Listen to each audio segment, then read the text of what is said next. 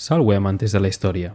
Hoy os traemos uno de vuestros tipos de vídeo favoritos, aquellos en los que nos metemos en la mente de los antiguos e intentamos entender cómo pensaban, cómo veían el mundo y cómo actuaban aquellos que nos precedieron. En los próximos minutos veremos una faceta distinta de César, la de etnógrafo. Empecemos.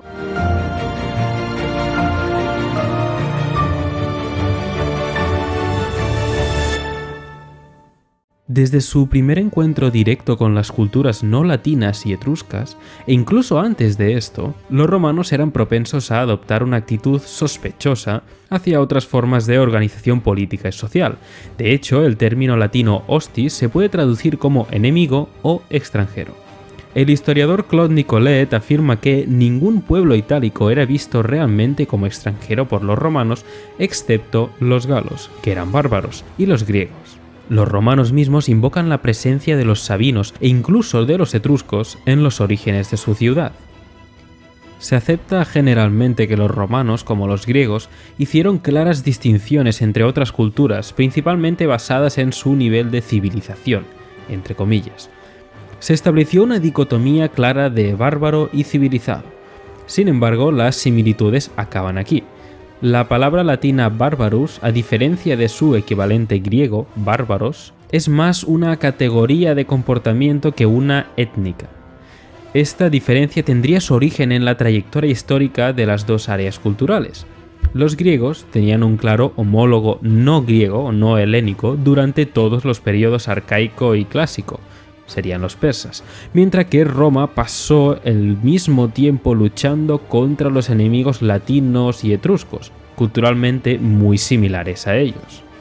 Al parecer, los romanos trataban a los bárbaros occidentales de manera distinta que lo hacían con los pueblos orientales más civilizados, y anexionaban territorio bárbaro mucho más libremente. Esto no implica, aún así, que la cultura indígena se tuviera que alterar intencionadamente después de la conquista, por no hablar de incorporarlos todos al populus romanus.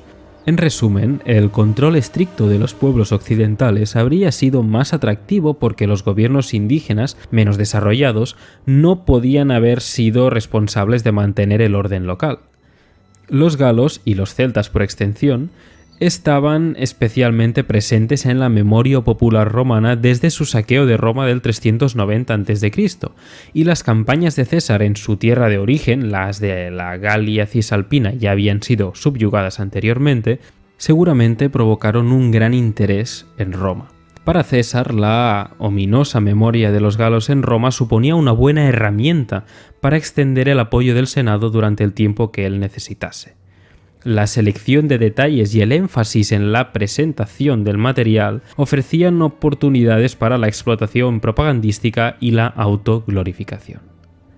Formado por 8 libros, 7 escritos por César y 1 por Icio, uno de sus lugartenientes, y alrededor de 14 volúmina, De Bello Gallico, o la Guerra de las Galias, estaba definitivamente disponible el 46 a.C., cuando se escribió el Brutus de Cicerón.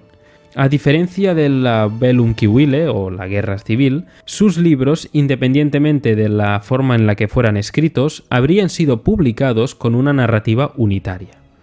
Uno de los principales debates sobre De Bello Gallico como vehículo para la transmisión de un cierto mensaje es a quién se estaba dirigiendo César o a quién buscaba como su público ideal. Saber quién iba a leerlo o a escucharlo es una cuestión importante si tenemos que analizar las implicaciones culturales del discurso, puesto que cierto grupo social exige un cierto lenguaje cultural.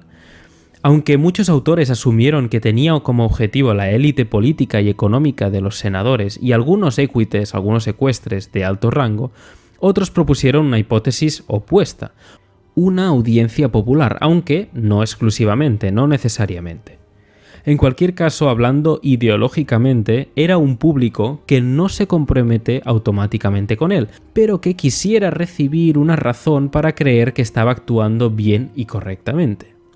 Esta justificación no se tiene que interpretar como un requisito necesario para hacer la guerra contra los galos, no en el sentido de la guerra moderna. En el mundo clásico había una clara diferencia entre los pueblos civilizados y los bárbaros. De hecho, Platón apunta a la existencia de una hostilidad natural entre los dos lados de esta dicotomía, y Aristóteles argumenta explícitamente a favor que las guerras contra los bárbaros sean solo por naturaleza. César nunca utiliza el término bellum justum o la guerra justa, un concepto muy común dentro de las guerras romanas de conquista en otro lugar, pero utiliza, en otras palabras, la misma idea de un casus belli, es decir, defenderse, resistirse, vengar algún ataque, extraer una penalización o una multa o herir. César formaba parte, en sus apuntes fuera de la narrativa, de una tradición, los principios de la cual habían sido establecidos por anteriores autores griegos, como por ejemplo Hecateo de Mileto, Heródoto o Posidonio. Esta metodología ya marcó los temas que había que debatir y el tipo de fuentes que había que utilizar. Así, los temas de develo gálico, como por ejemplo el dirigente tribal, los dependientes, los dioses, prácticas religiosas, educación de los niños, estatus de esposas y tantos otros, siguen esta tradición.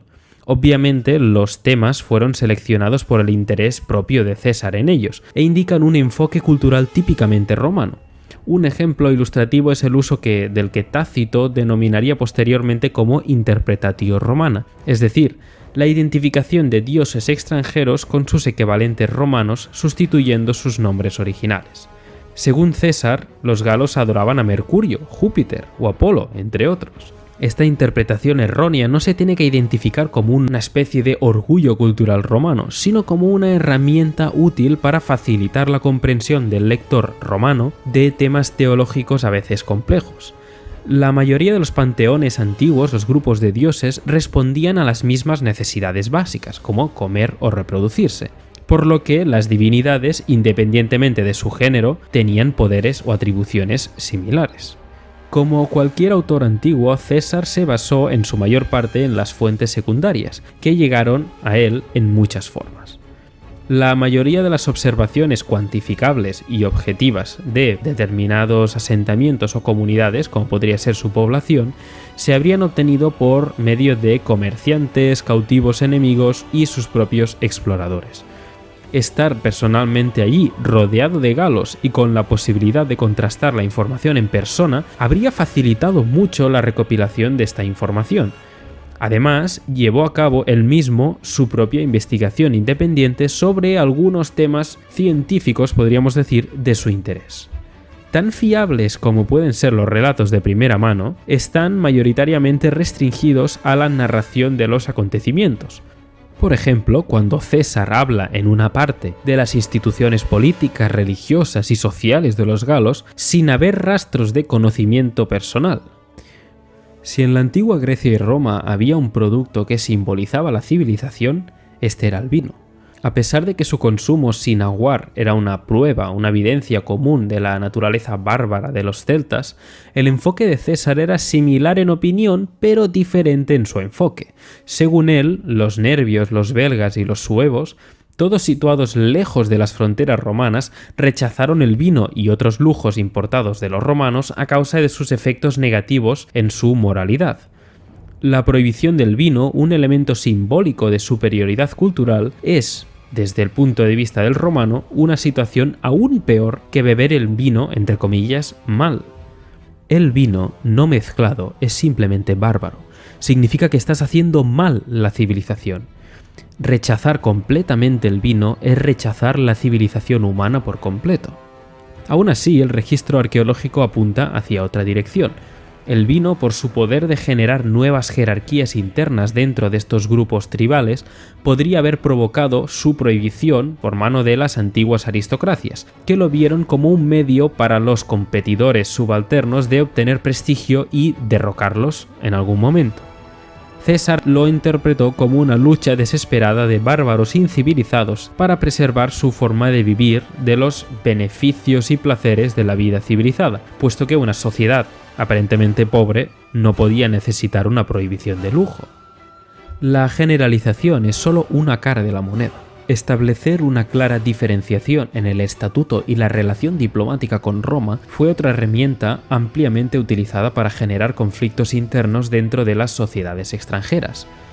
César solo sigue un modus operandi ya establecido, según él, desde la década del 120 a.C., y el precedente inmediato del cual fue la embajada de los alóbroges que se involucró en el golpe de estado de Catilina en Roma.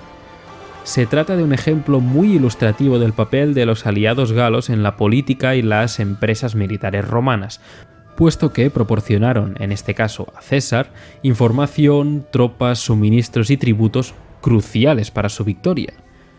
Después de la máxima apócrifa de divide et impera, o divide y vencerás, generales como César o Pompeyo tuvieron la oportunidad de imponer la unidad administrativa en la Galia, pero optaron por castigar a sus enemigos y recompensar a sus amigos mediante la clara diferenciación entre ellos. La distinción y la división formal de los grupos culturales y políticos no es necesariamente una cuestión de control administrativo. Por ejemplo, en la primera sección de Velo Gálico, la división geográfica de las comunidades galas está claramente establecida para formar el escenario de la narración de los acontecimientos, especialmente en un conflicto que implicaba un alto grado de movilidad y varios teatros de guerra simultáneos. La división de la Galia en tres partes, compuesta por galos propiamente dicho, aquitanos y belgas que se diferencian entre sí en la lengua, las costumbres y las leyes, es en sí mismo una desviación de la tradición unificadora griega de Barbaroi. La geografía es un elemento esencial para la construcción de este otro dentro de la mentalidad romana. Como en el caso del vino, las tribus que vivían en las regiones más lejanas eran en las que la cultura era más incivilizada. Los ríos, las montañas y los valles definen los límites naturales, pero también facilitan una clasificación de los grupos humanos según sus posiciones relativas respecto a un lugar, en este caso, las provincias romanas de la Galia. La conclusión más lógica que se puede extraer a ojos de un romano es que la influencia romana era el factor de civilización, y que los galos más próximos al mundo romano eran los más dóciles y avanzados y viceversa. Los belgas y los eduos son dos ejemplos adecuados para evaluar este enfoque en particular. De los primeros, de los belgas, César dice que son los más valientes porque son los más alejados de la civilización y el refinamiento de nuestra provincia. Pero también dice que tienen inestabilidad natural y debilidad de disposición, que les hace susceptibles de manipulación. Aparentemente la civilización, aunque, según los romanos, proporciona muchos beneficios y placeres, degrada el coraje de una tribu celta y, por tanto, según César, los belgas eran los que mostraban un valor más grande. Los eduos eran, según César, hermanos de Roma, y esta relación especial entre el poder regional y la República Romana implicaba beneficios mutuos, como la protección contra amenazas extranjeras, como la invasión de Ariovisto y otros honores. El poder y la riqueza de los eduos no provenía exclusivamente de sus gestas militares, sino de su proximidad y estrechos lazos con Roma que les permitieron dedicarse al comercio y a los impuestos, puesto que tenían un control firme sobre los pasos de montaña y también los cruces de ríos. La economía no estaba, aún así, en manos de toda la comunidad, sino que estaba controlada por unos pocos aristócratas, que obtuvieron el privilegio de gravar el comercio. En ambos casos, César reconoce estos dos tipos de hegemonía, aparentemente como igualmente notables, pero manteniendo a los eduos como más civilizados y culturalmente más avanzados a causa de la influencia romana. Lo que también se puede encontrar en Velo Gálico es la comparación entre los pueblos de cada lado del Rin y su categorización definida por sus propias interacciones. En el caso de los galos, más allá de las fronteras romanas, se dice que son los más próximos a los germanos, que habitan más allá del Rin, con los cuales están librando continuamente la guerra. Por eso, los helvecios también superan al resto de galos en valor, puesto que se enfrentan a los germanos en batallas casi diarias, cuando los repelen de sus propios territorios, o ellos mismos hacen la guerra a sus fronteras. Así, los galos son más bárbaros a causa de su distancia de las fronteras romanas y valientes a causa de su proximidad a las tribus germanas y sus guerras contra ellos, de forma que parecen no tener una identidad particular a ojos de César. Los galos son, a diferencia de los romanos, impetuosos y ejemplos de avaricia, de ira y de temeridad. Alabar la fuerza de un enemigo siempre ha sido una forma muy útil de ampliar el mérito de una victoria o de dar más dramatismo a una derrota absoluta. Esta idea también podía servir para justificar una guerra de agresión, como hace el mismo Cicerón. Estas naciones que por el gran número y la multitud de su población podrían haberse abocado en nuestras provincias, fueron cortadas o aplastadas hasta el punto que Asia, que previamente marcó el final de nuestro imperio, ahora está rodeada por 3 nuevas provincias. Hay que entender Asia como la provincia de Asia Menor, evidentemente no el continente. Desde la perspectiva de Cicerón, todo lo que está fuera de las fronteras de la República Romana es susceptible de ser peligroso, y por lo tanto su conquista es necesaria. Los galos, según él, son u hostiles a este imperio o traidores. Es muy difícil saber si esta era la opinión general de los romanos sobre los celtas, pero es una posibilidad fuerte, dada la presencia de estos últimos en la historia temprana de Roma como feroces enemigos y saqueadores de la propia urbe. En realidad, el problema solo se desplaza, puesto que aparece un nuevo oponente después de que el anterior haya sido derrotado y anexionado. En el caso de la Galia, la retórica es exactamente la misma. A causa del poder y la gran población de estas naciones, nunca antes habíamos tenido una guerra con todos ellos. Siempre nos hemos contentado con resistirlos cuando nos han atacado. Ahora por fin se ha llegado a la conclusión de que tendría que haber una frontera entre nuestro imperio y estas naciones. César participó de esta tendencia y hay muchos ejemplos de ella en De Bello Gallico. El ejemplo principal y el más claro es también el que proporciona a César un casus belli para empezar sus campañas militares. Los helvecios, considerando el alcance de su población y su renombre para la guerra y la valentía, pensaron que tenían unos límites reducidos. Entonces, Ordetorix, un poderoso aristocrático, dijo que sería muy fácil, puesto que sobresalían en valor, adquirir la supremacía de toda la Galia, y que no había duda que los helvecios eran los más poderosos de toda la Galia. Cuando fue capturado por otros galos, César explica cómo Ordetorix reunió a más de 10.000 clientes, vasallos y amigos, de los muchísimos más que seguramente tenía en total. En otro caso, los números se manipulan y se usan a conveniencia de César en puntos determinados y muy concretos de su narración. El 57 a.C. se refiere a la aniquilación de los nervios después de una batalla, pero casi 3 años más tarde se enfrenta a una fuerza de 60.000 hombres de la misma tribu en sus tierras, y miles de ellos se los encuentra luego en batallas posteriores. Se trata sin duda de una clara contradicción, pero no podemos estar seguros que la cantidad anterior no fuera una hipérbole por razones políticas o literarias. Independientemente del motivo de César para exagerar los números, solo está haciendo una cosa muy común en esa época. Otra forma de magnificar una victoria posterior es poner al héroe a contracorriente, y las derrotas romanas están muy presentes en De Bello Gallico. Casi derrotados por los nervios, cerca de la retirada de Britania, masacrados en emboscadas y derrotados en Gergovia y casi aniquilados en el asedio de Alesia, los romanos sufren golpes devastadores, pero finalmente derrotan a sus oponentes y ganan la guerra. Esto no excluye la casi certeza que estos ejemplos sirven para mostrar el valor y la valentía de los galos. Lo mismo ocurre con los germanos. Cuando el ejército de César se encuentra enfrente de los guerreros de Ariovisto, él describe en detalle el pánico que se extiende entre sus hombres debido a los rumores sobre el tamaño y el salvajismo de sus enemigos. El mismo Ariovisto es retratado de forma muy similar como el bárbaro típico, digamos, cruel, imprudente, proclive a tener un mal temperamento y arrogante. Parece ser una persona que, a ojos del lector romano, tiene que ser detenida, un villano. Sin embargo, César elogia repetidamente la virtud de los germanos, eso sí, siempre ligeramente inferior a la propia virtud o valor de los romanos. A pesar de que no son el tema principal de este vídeo, es sorprendente ver que, al menos en este sentido, César no hace ninguna distinción formal entre germanos y galos. Cómo se retrata al líder enemigo es una muy buena forma de determinar el enfoque de César hacia sus oponentes.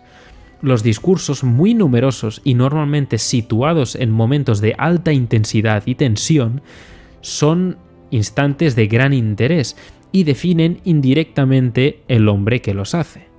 En términos generales, tanto los líderes galos como los germánicos hablan con una claridad casi romana y con una gran habilidad política, a pesar de que los relatos de los discursos de los jefes galos están abiertos a la interpretación. Sin embargo, César también podía, como ya se ha dicho, reconocer los puntos fuertes de sus rivales, aunque tengamos en cuenta que, como el que finalmente los derrota, también beneficia su propia imagen como un general romano virtuoso. De Vercingetorix, por ejemplo, dice que es un orador excepcional, un estadista despiadado, un estratega eficiente y brillante, un general consumado y con un honor sin mácula. Al proporcionar a sus adversarios el poder del habla, incluso con una forma retórica exquisita, César hace retratos coherentes a lo largo de la obra. En consecuencia, se pinta la imagen de los galos como unificados y autosuficientes. Sirviendo como imagen para el propio personaje que se está describiendo, estos retratos agudizan el contraste entre ellos y César, y por lo tanto sirven para elevar el estatus del general romano en las mentes de su lector. César proporciona a este lector romano una Galia salvaje y peligrosa, habitada por pueblos valientes pero no civilizados que defienden su patria hasta el último aliento. Sin embargo, hay que decir que reconoce la inteligencia, el coraje y la integridad moral de algunos de sus enemigos, como Ariovisto, Vercingetorix o Diviciaco, a pesar de que todavía no está claro si era por respeto genuino o para dar más importancia a su derrota final. Por desgracia, las intenciones de César estarán inevitablemente e indefinidamente abiertas a la interpretación. Y como todo lo que empieza, tenemos que terminar. Como siempre os decimos, suscribíos si os gusta nuestro contenido, dadle a la campanilla para que os lleguen los avisos y nos vemos en la próxima en Cliófilos.